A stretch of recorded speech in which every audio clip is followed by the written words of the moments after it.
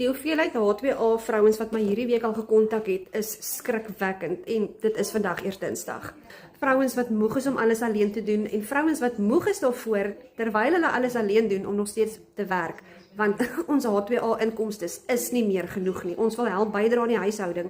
Ons wil nie elke liewe dag of elke week vir ons mans vra vir 'n geldjie om oor te betaal sodat ons net die daaglikse necessities kan bybring en betaal in die huis nie.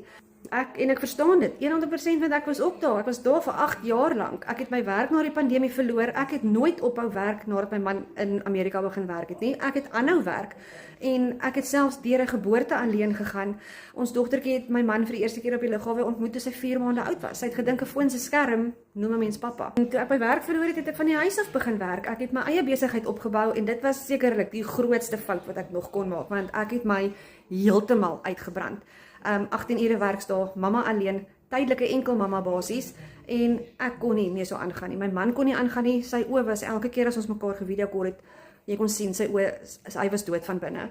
So ek het plan gemaak. Ek het 4 maande op die kantlyn gesit, maar eventually het ek gatvol genoeg geraak om actually ja te sê vir iets in die onbekende. Iets wat vir my van die huis af $1 inkomste begin bou het, saam met my man in Amerika in 2 maande met 'n journey en het ek hom teruggebring huis toe, so die kinders op die lughawe gaan verras en ons het nog nooit teruggekyk nie. My man het in sy eie klein besigheid in die nywerheidsarea oopgemaak.